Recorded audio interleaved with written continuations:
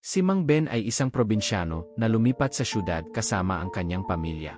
Nabili nila ang isang lupain kung saan nagtatanim sila ng mga gulay na kanilang ikinabubuhay. Kasama ang kanyang asawang si Lisa at mga anak na si Rina at Roland. Si Mang Ben ay masipag, mabait at mapagmahal. Kahit mahirap, kuntento sila sa kanilang simpleng pamumuhay sa syudad. Ngunit, ang kanilang mga kapitbahay sa syudad, mayroong magagarang bahay at mga sasakyan. Madalas kutyain si Mang Ben dahil sa pagiging probinsyano at sa pagiging magsasaka. Tinatawag nilang mahirap at mababa ang kanilang kalagayan. Sa kabila ng lahat ng ito, nanatiling mapagkumbaba at mabuti ang pakikitungo ni Mang Ben sa mga kapitbahay at ng kanyang pamilya. Isang araw, nagkaroon ng balita tungkol sa isang malakas na bagyong paparating. Agad na isipan na nag-harvest ng mga gulay at prutas si Mang Ben at ang kanyang pamilya para magkaroon sila ng sapat na pagkain sa panahon ng kalamidad. Nang dumating ang bagyo, nagkaroon ng mahabang blackout at nawasak ang ilang kabahayan. Ang bahay nila Mang Ben ay nagkaroon ng kaunting pinsala, ngunit sila'y ligtas.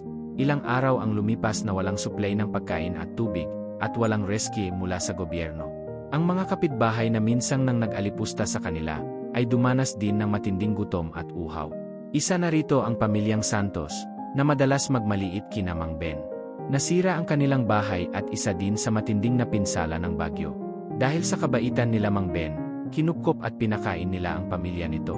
Ilang kapitbahay pa ang nawalan ng bahay at pagkain dulot ng bagyo.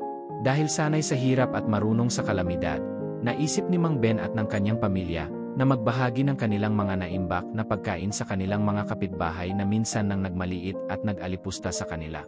Ngunit nanaig pa rin ang kabutihang puso ng pamilya ni Mang Ben. Ang kabutihang loob ni Mang Ben at ng kanyang pamilya ay nagbigay ng malaking aral sa kanilang mga kapitbahay. Napagtanto ng lahat na ang kabutihan ng puso ay mas mahalaga kaysa anumang yaman. Huwag magtanim ng puot, hinanakit o paghihiganti sa kapwa, sapagkat sa panahon ng kagipitan, ang kabutihan ang tunay na nagbibigay ng halaga sa buhay.